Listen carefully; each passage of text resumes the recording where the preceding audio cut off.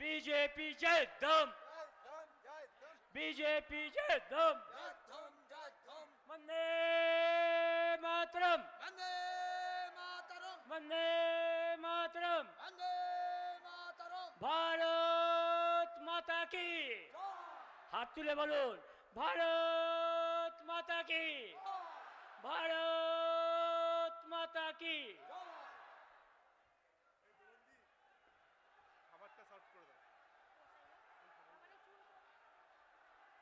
আপনারা আপনারা একটু ধীরে সুস্থে বসুন। আমাদের মধ্যে উপস্থিত হয়েছেন ভারতবর্ষের সম্মানীয় প্রতিরক্ষা মন্ত্রী রাজনাথ সিংজি। আপনারা ইতিমধ্যে লক্ষ্য করেছেন আমাদের সভা চলছিল, আমরা গর্বিত আমাদের মধ্যে ভারতবর্ষের প্রতিরক্ষা মন্ত্রী এসে উপস্থিত হয়েছেন রাজনাথ সিংজি। আমাদের পক্ষ থেকে, মুর্শিদাবাদ সাংগঠনিক জেলার পক্ষ থেকে, জলঙ্গির পক্ষ থেকে আমরা কৃতজ্ঞতা জানাই, আমরা ধন্যবাদ জানাই। এবার আমাদের মধ্যে উপস্থিত ভারতবর্ষের প্রতিরক্ষা মন্ত্রী শ্রী রাজনাথ সিংজিকে বরণ করে নেবেন এই জেলার প্রেসিডেন্ট শ্রী সৌমেন মণ্ডল মহাশয়।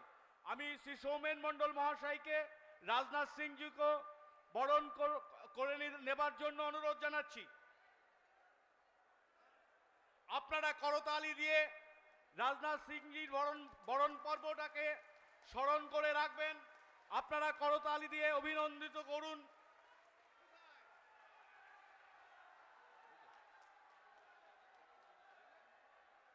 রাজনাথ সিংজির হাতে রাম, সীতা, লক্ষণের মূর্তি তুলে দিচ্ছেন আমাদের প্রার্থী শ্রী গৌরী শঙ্কর ঘোষ মহাশয়।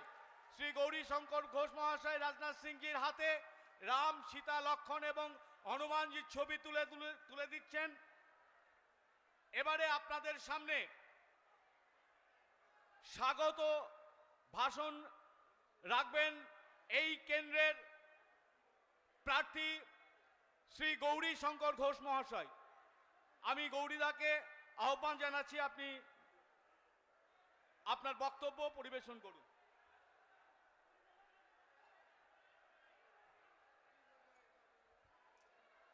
भारत माता के, भारत माता के।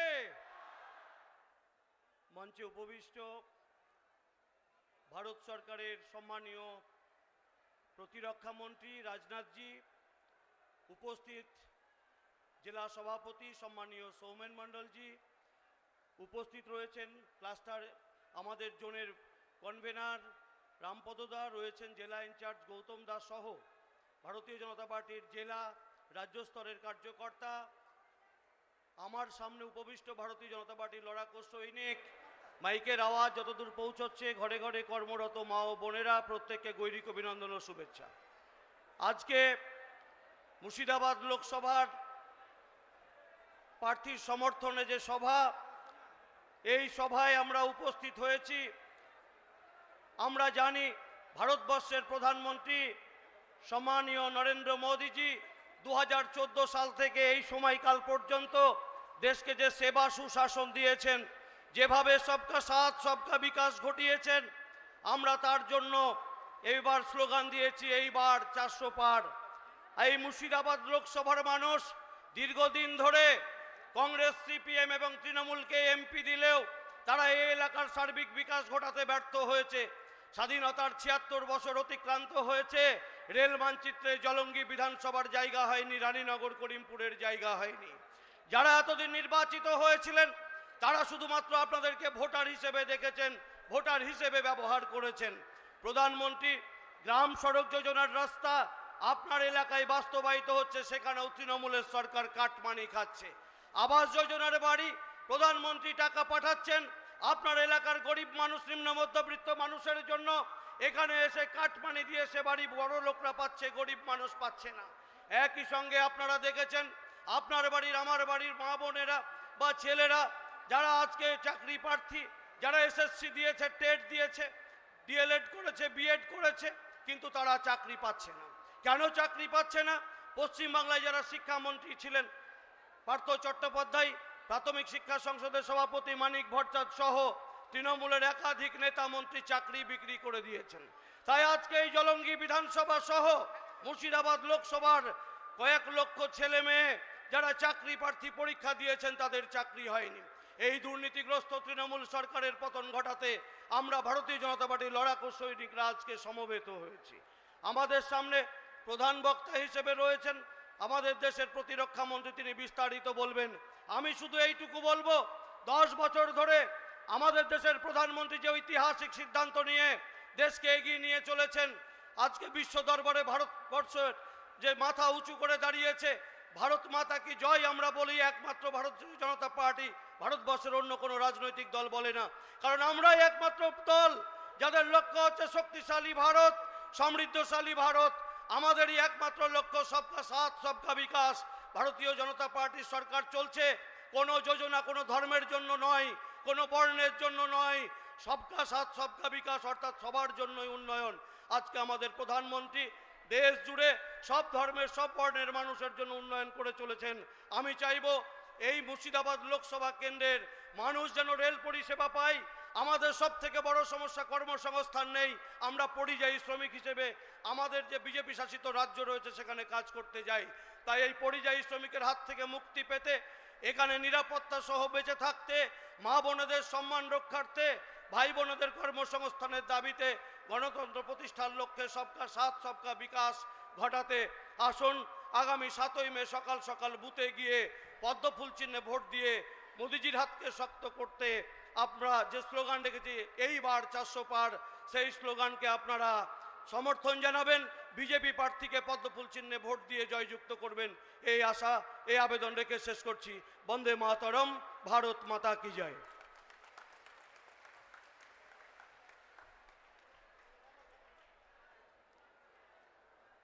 আপনারা অধীর আগ্রহে যে জন্য বসে আছেন অনেকক্ষণ ধরে, এবার আমাদের সেই পর্ব শুরু হচ্ছে। আমাদের মধ্যে উপস্থিত হয়েছেন ভারতবর্ষের প্রতিরক্ষা মন্ত্রী রাজনাথ সিংজি, তিনি বক্তব্য রাখবেন। আমি অনুরোধ করব মাননীয় রাজনাথ সিংজি তার মূল্যবান বক্তব্য রাখবেন, যখন আপনারা মন দিয়ে সেই বক্তব্য শুনবেন। Welcome Rajnath Singhji to deliver your valuable speech. আমরা ধন্যবাদ জানাচ্ছি রাজনাথ সিংকে তার বক্তব্য পরিবেশন করবার জন্য। बोलिए भारत माता की। Very good.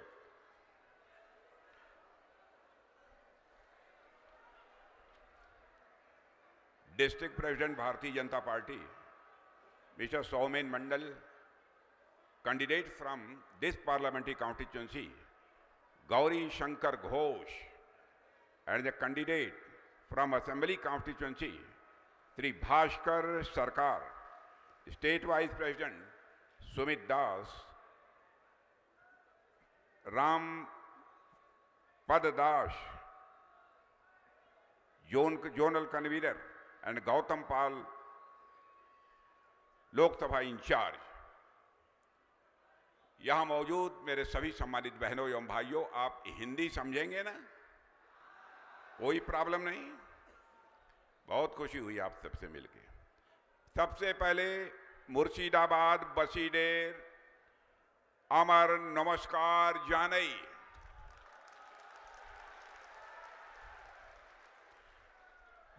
बोडो डेर के असर प्रणाम और छोटो डेर को अमर कोटि कोटि भालो बाशा। माई बंगला इज करेक्ट? मेरे बहनों भाइयों, आज आपके बीच आकर मुझे बेहद खुशी हुई है। वेस्ट बंगाल की धरती को मैं जानता हूं। यह वेस्ट बंगाल की धरती भारत के सांस्कृतिक पुनर्जागरण का एक बहुत बड़ा केंद्र है। वंदे मातरम और जनगण मन राष्ट्रगान और राष्ट्रगीत जो भारत के संसद के अंदर गाया जाता है, उसको देने का काम किसी ने किया था तो बंकिम चंद्र चटर्जी जी और रविंद्रनाथ टैगोर ने ही दिया था, जो इसी बंगाल की धरती से पैदा हुए थे और बंगाल की मां की कोख से पैदा हुए थे। यह ऐसी धरती है। और बहनों भाइयों, आप सभी जानते हैं कि बंगाल का बहुत ही एक शानदार इतिहास है। इसका अतीत बहुत ही गौरवशाली है बंगाल का। सारा देश यह जानते हैं। यह चैतन्य महाप्रभु जैसे संत इस धरती पर पैदा हुए, राजा राम मोहन और ईश्वर चंद्र विद्यासागर जैसे सोशल रिफॉर्मर, समाज सुधारक भी इस धरती पर पैदा हुए। सुभाष चंद्र बोस और डॉक्टर श्यामा प्रसाद मुखर्जी जैसे एक राष्ट्रवादी नेता भी इसी धरती पर पैदा हुए। आज क्या हो गया है इस बंगाल को?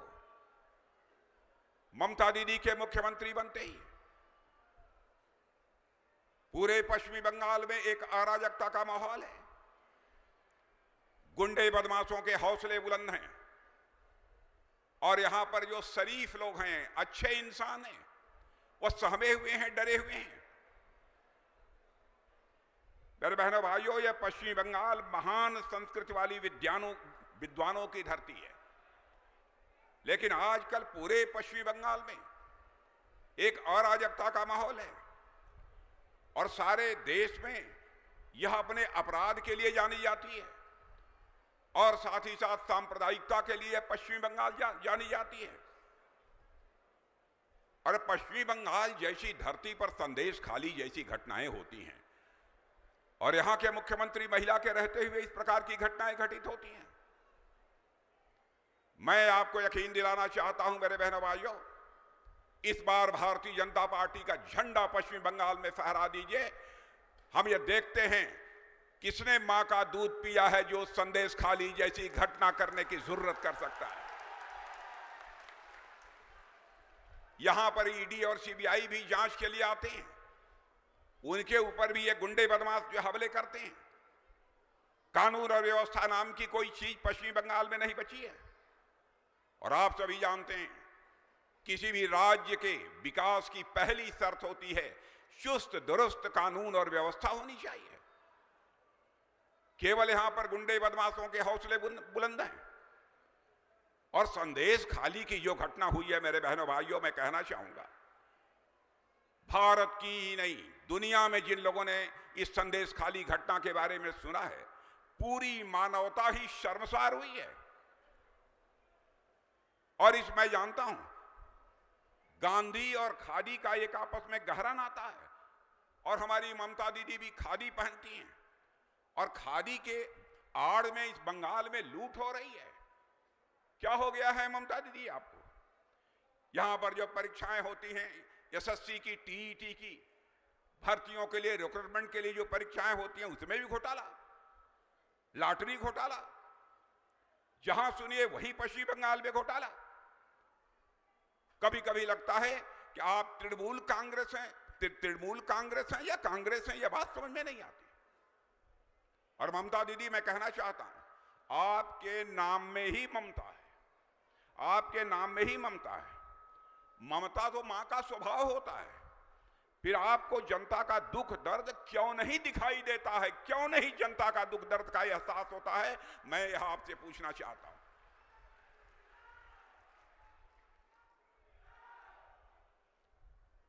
और मैं ममता जी पूछना चाहता हूं, कहां चली गई आपके दिल की ममता? कहां खो गई है? अब आप केवल नाम की ही ममता हैं, स्वभाव और व्यवहार में आपकी ममता मैं मानता हूं पूरी तरह से नष्ट हो चुकी है। हमारे प्रधानमंत्री मोदी जी ने बहुत सारी गरीब कल्याण की योजनाएं इस पश्चिमी बंगाल में प्रारंभ की। गरीब कल्याण अन्न योजना प्रारंभ की, 5 किलो मुफ्त राशन सारे देश भर में 80 करोड़ लोगों को मुहैया कराया जा रहा।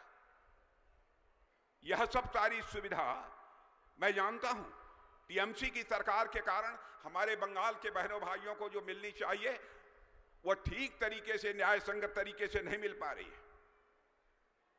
जल जीवन मिशन भी जो ठीक तरीके से पश्चिमी बंगाल में लागू किया जाना चाहिए मेरे बहनों भाइयों, वह भी लागू नहीं किया जा रहा है। और लोगों को घर देने के लिए, पक्का मकान देने के लिए पीएम आवास योजना प्रारंभ की गई और उसका भी ममता दीदी ने नाम बदलकर बंगला आवास योजना कर दिया।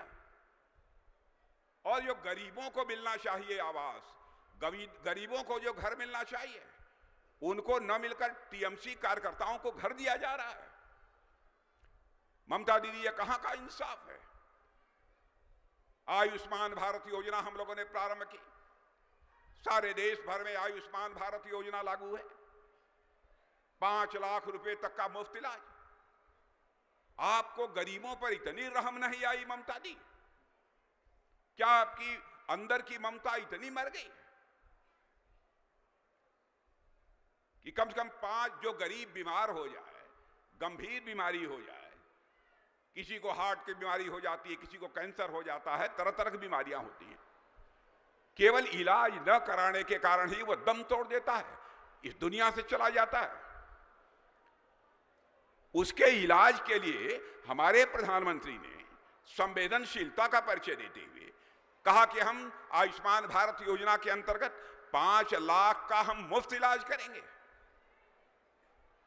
आपने इस योजना को भी लागू नहीं किया। इतना ही नहीं, सारे देश भर के किसानों को 6,000 रुपया प्रतिवर्ष प्रधानमंत्री किसान सम्मान निधि के अंतर्गत दिया जा रहा है। इस प्रधानमंत्री किसान सम्मान निधि को भी ममता दीदी ने लागू नहीं किया।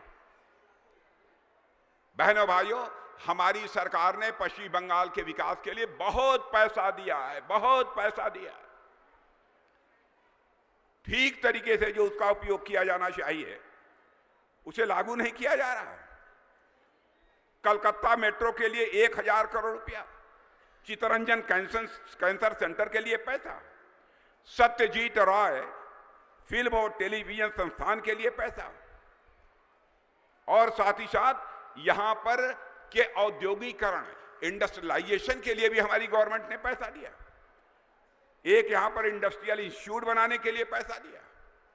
कहां चला गया पैसा? मैं ममता दी आपसे यह पूछना चाहता हूं।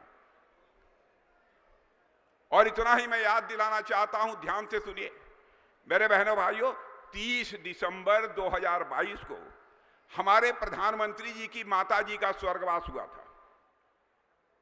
अब पश्चिम बंगाल के प्रति हमारे प्रधानमंत्री की कितनी ममता है, कितना प्यार है यहां के लोगों से, यहां के लोगों के प्रति कितना सम्मान है कि 30 दिसंबर 22 को गुजरात में उनकी माताजी का स्वर्गवास हुआ। माताजी का अंतिम दर्शन करने के बाद सीधे वह पश्चिमी बंगाल वहां से चलकर उसी दिन पहुंचे थे और यहां पर वंदे मातरम ट्रेन को हरी झंडी दिखाने के साथ साथ 7,800 करोड़ रुपए की योजनाओं का शिलान्यास यदि किसी ने किया था तो हमारे प्रधानमंत्री नरेंद्र मोदी ने किया था।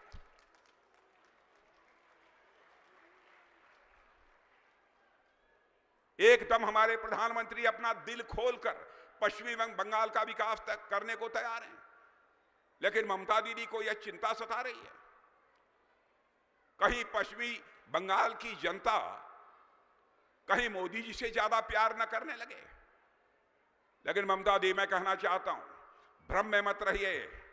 अब पश्चिमी बंगाल की जनता किसी नेता पर विश्वास करती है तो उसका नाम है नरेंद्र मोदी, जिसको प्यार करती है, जिसका सम्मान करती है।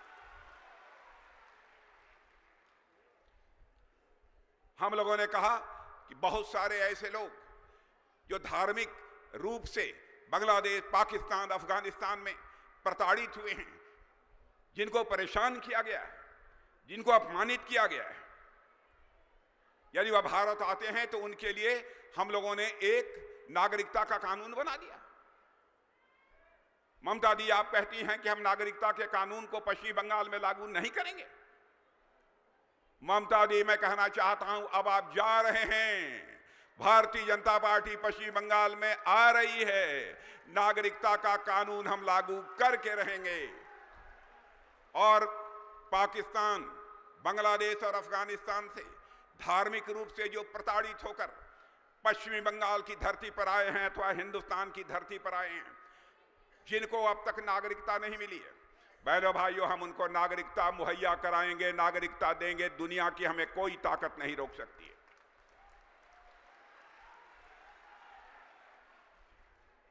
यही ममता दी ने सारे गरीबों को आवास देने की बात कही थी। अपने घोषणा पत्र में। लेकिन प्रधानमंत्री आवास योजना को जिस ठीक तरीके से लागू करना चाहिए था, ममता दी ने उसे भी लागू नहीं किया। बीपीएल परिवारों के लिए घर पर राशन, अब 10 मुफ्त गैस सिलेंडर देने की बात अब जाकर ममता जी ने कही है। आप प्रधानमंत्री उज्ज्वला योजना को सुचारू रूप से लागू नहीं कर रही हैं। केवल जब चुनाव आ जाता है तो आप पश्चिम बंगाल की जनता को तरह तरह के लालच देती हैं, तरह तरह के प्रलोभन देती हैं। ममता दी, मैं आपको बतलाना चाहता हूं, पश्चिम बंगाल की जनता यह बहादुरों की धरती है, यह क्रांतिकारियों की धरती है। आपके लालच अथवा प्रलोभन में और आपके बहकावे में अब पश्चिम बंगाल की जनता नहीं आने वाली है। लंबे समय तक आपको सरकार चलाते हुए यहां की जनता ने देख लिया। आप कर क्या रही हैं? सारे देश भर की गरीबों को हम लोगों ने मुफ्त में गैस सिलेंडर मुहैया कराया है, यहां नहीं मिल रहा है। आप अपना घोषणा पत्र लेकर आई हैं, उसमें आप कहती हैं हम आयुष्मान भारत की तरह हम भी योजना प्रारंभ करेंगे। मेरा यह कहना है कि पहले आप आयुष्मान भारत योजना, जिसमें 5 लाख रुपए तक के मुफ्त इलाज की व्यवस्था है, पहले आप उसको लागू करिए। और किस तरीके से ये हिंदू मुसलमान को बांटकर सरकार बनाना चाहती है। ममता दी, मैं आपसे कहना चाहता हूं, जाति पंथ और मजहब की राजनीति नहीं होनी चाहिए। राजनीति यदि होनी चाहिए तो इंसाफ और इंसानियत की राजनीति होनी चाहिए। ममता दी,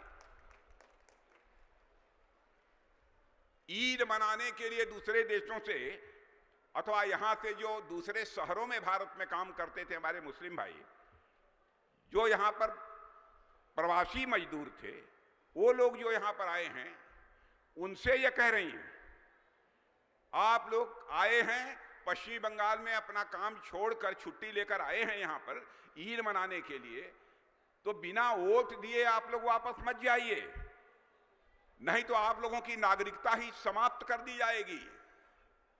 इस तरीके से मुस्लिम समाज इस समाज को भी गुमराह करने की कोशिश कर रही है। अजीबोगरीब स्थिति इन्होंने पैदा कर रखी है।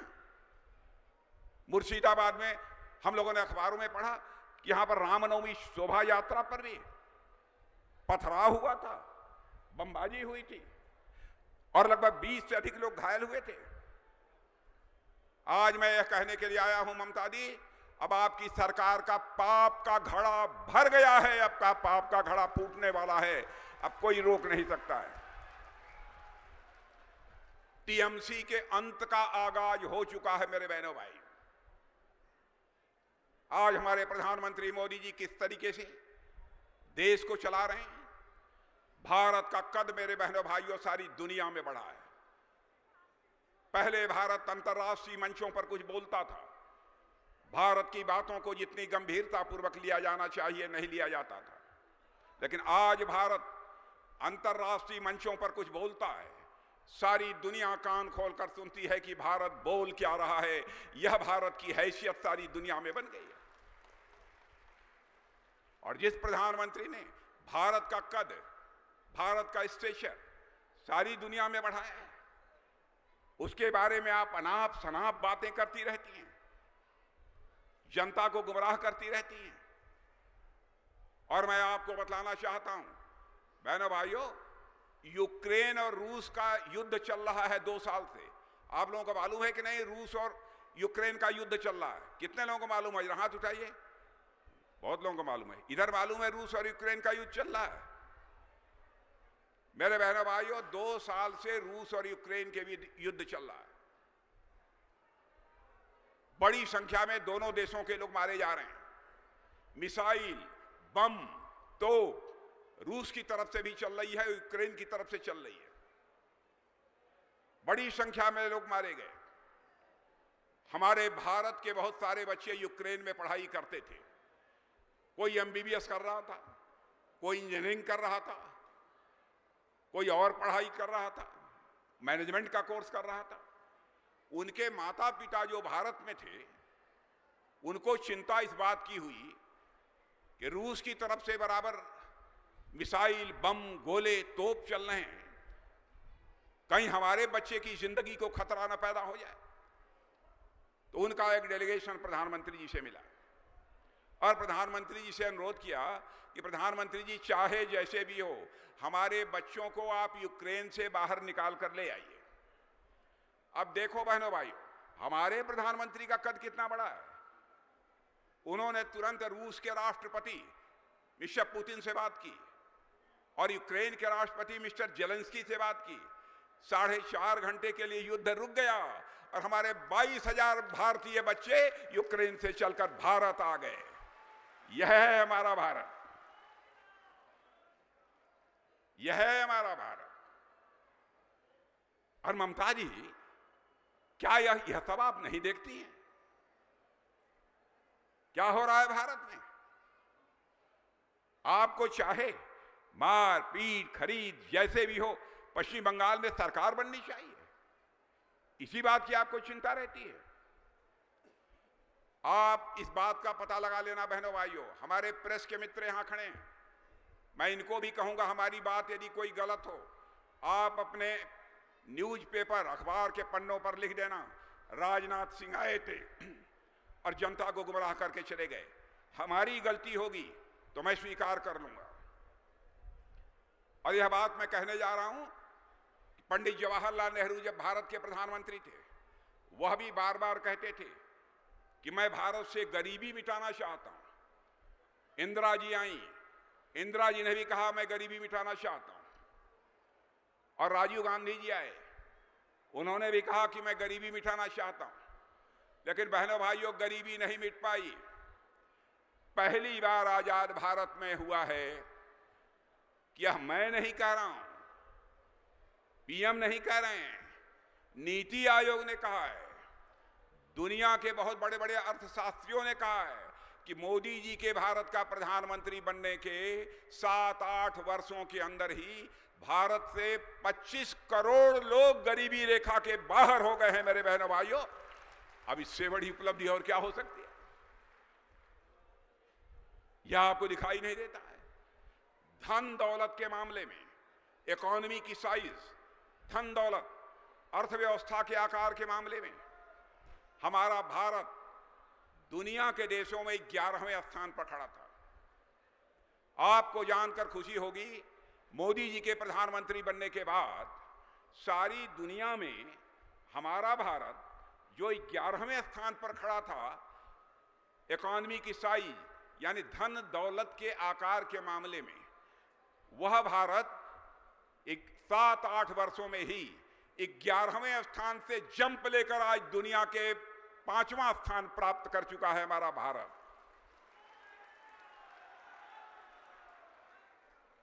और आज बड़े बड़े अर्थशास्त्री, बहुत बड़ी बड़ी फाइनेंशियल फर्म यह दावा कर रही हैं, सबसे तेजी से आगे बढ़ने वाली अर्थव्यवस्था दुनिया में किसी देश की है तो हमारे और आपके देश भारत की है मेरे बहनों भाइयों। और उनका यह भी कहना है, अब इस सच्चाई को नकारा नहीं जा सकता कि 2027 यानी आज के 3 साल के अंदर ही हमारा भारत भारत की अर्थव्यवस्था दुनिया के टॉप 3 कंट्रीज में आकर खड़ी हो जाएगी। क्या ममता दी, यह सब आपको दिखाई नहीं देता है? और आप केवल चाहे जैसे भी हो, गुंडे, बदमाश, शरारती, इन सब सारे लोगों को प्रश्रय देकर आप केवल सत्ता हासिल करना चाहती हैं। बहनों भाइयों, बहुत सारी योजनाएं हम लोगों ने प्रारंभ की है। सारी योजनाओं की मैं चर्चा करूंगा तो बहुत लंबा समय चलेगा, बहुत समय लगेगा, इसलिए बहुत विस्तार में मैं नहीं जाना चाहता हूं। मुर्शिदाबाद में अब झुमरिया और रंपा जैसे लोक नृत्य से जुड़े कलाकारों को प्रोत्साहित करने के लिए मुझे जो बतलाया गया है, 2021 में राष्ट्रीय सांस्कृतिक महोत्सव का समापन जब मुर्शिदाबाद में हुआ था तो उसमें खूब उत्साह मिला था। और ऐसे कार्यक्रमों को सारे देश भर में प्रोत्साहन देने का काम कोई कर रहा है तो हमारे प्रधानमंत्री मोदी जी कर रहे हैं मेरे बहनों भाई। हमारे प्रधानमंत्री मोदी जी कर रहे हैं। विकास की यदि मैं बात करूं तो बहुत लंबा समय लग जाएगा। एक लंबे अंतराल के बाद मुर्शिदाबाद के लोगों ने 2008 में यूपीए सरकार के दौरान केंद्र द्वारा किए गए वादे को 2016 में जब मोदी जी की सरकार बनी तब पूरा करते होते हुए देखा है। मुर्शिदाबाद पश्चिम बंगाल को गरीब किसानों और लोगों को पहुंचाने के लिए, लाभ पहुंचाने के लिए 2008 में जंगीपुर मेगा फूड पार्क आवंटित किया गया था, हमारी सरकार ने किया था। ऐसे ही कई काम हैं। जब इनमें सारी चीजों की चर्चा करूंगा बहुत ही लंबा समय लगेगा। रेलवे ने अमृत भारत स्टेशन योजना के तहत उन्नयन के लिए जंगीपुर रोड स्टेशन की पहचान की है। इतना ही नहीं, मुर्शिदाबाद में नाशीपुर रेलवे पुल के निर्माण का अंतिम चरण 2022 में शुरू कराया, हमारी सरकार ने कराया। राष्ट्रीय राजमार्ग 34 बरुआ मोड़ बेलडांगा शहर से होकर गुजरता है। केंद्र सरकार ने सबकी यहां चिंता की, बीड़ी बनाने वाले जो हमारे श्रमिक हैं उनकी भी उन्होंने चिंता की है। बीड़ी श्रमिकों और उनके परिवारों के लिए श्रमिक कल्याण योजना चला रही है हमारी सरकार।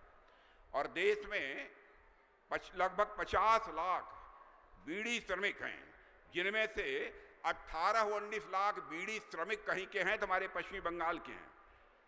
हम योजनाओं में स्वास्थ्य लाभ, स्वास्थ्य देखभाल सुविधा, छात्रवृत्ति और आवास, यह सब भी सारी सुविधा बनाने की यहाँ पर उनको दिए जाने की कोशिश कर रहे हैं।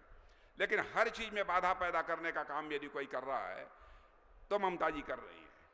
इसलिए मैं आज आप सबसे अपील करने आया हूं मेरे बहनों भाइयों कि ममता जी की अब यहां से छुट्टी करिए। और अब तो बड़े बड़े राजनीतिक पर्यवेक्षक और बड़ी बड़ी जो सर्वे एजेंसी हैं, अब उनका भी यह मानना है, जो मुझे जानकारी मिली है, उनका भी यह मानना है कि अब पश्चिमी बंगाल में इस बार लोकसभा के चुनाव में भारतीय जनता पार्टी 30 से अधिक सीटों पर विजय प्राप्त करने जा रही है, 30 से अधिक सीटों पर विजय प्राप्त करने जा रही है। और आज मैं आपको बता के जाना चाहता हूं मेरे बहनों भाइयों, इस बार लोकसभा के चुनाव में 30 से अधिक सीटों पर भारतीय जनता पार्टी को विजय दिला दो। मैं डंके की चोट पर कहना चाहता हूं, पश्चिम बंगाल में अगली सरकार यदि किसी की होगी तो भारतीय जनता पार्टी की सरकार होगी, भारतीय जनता पार्टी की सरकार होगी। इन्हीं शब्दों के साथ मैं आप सबको धन्यवाद देते हुए और हमारे कैंडिडेट ये गौरी शंकर घोष, देखिए ये एमएलए हैं। आपने देखा होगा गौरी शंकर घोष जब बोल रहे थे कितना अच्छा बोल रहे थे, बहुत ही डायनेमिक कैंडिडेट हैं। भारतीय जनता पार्टी ने सोच समझकर, नाप तौल कर तब गौरी शंकर घोष को चुनाव के मैदान में उतारा है। तो यह बतलाइए, गौरी शंकर घोष को जिता देंगे? जिता देंगे? जिता देंगे तो एक बार हाथ उठाकर ताली सब लोग बजाइए तो मैं मान लूं जिता देंगे। सब लोग हाथ ऊपर करके ताली बजाइए, हाथ ऊपर करके, वाह। और हमारे विधानसभा के कैंडिडेट भास्कर सरकार, आपने देखा भास्कर सरकार को, जानते हैं भास्कर सरकार को? तो भास्कर सरकार को भी इस बार विधानसभा के चुनाव में भारी मतों से जिता दीजिए। संदेश चला जाएगा कि अगली जो पश्चिम बंगाल सभा की विधानसभा आएगी उसमें बहुमत यदि किसी का होगा तो भारतीय जनता पार्टी का बहुमत होगा मेरे बहनों। तो इसलिए आज इससे ज्यादा कुछ न कहते हुए मैं आप सभी को धन्यवाद देते हुए अपनी बात समाप्त करता हूं। और अंतिम बात मैं कहूंगा, यदि आपने गौरी शंकर घोष और हमारे विधायक इन दोनों को आपने चुनाव जिता दिया, ये पक्का मानिए मैं दूसरी बार मैं फिर से आप सबके बीच में आऊंगा। और यदि मैं दूसरी बार आपके बीच में आऊंगा, अपना स्वागत कराने के लिए नहीं आऊंगा। दूसरी बार यदि आप सबके बीच में आऊंगा तो एक बार शीश झुकाकर आप सभी का स्वागत करने के लिए आऊंगा, आप सभी का अभिनंदन करने के लिए आऊंगा। आप सबको बहुत बहुत धन्यवाद। बोलिए भारत माता की। बहुत बहुत धन्यवाद।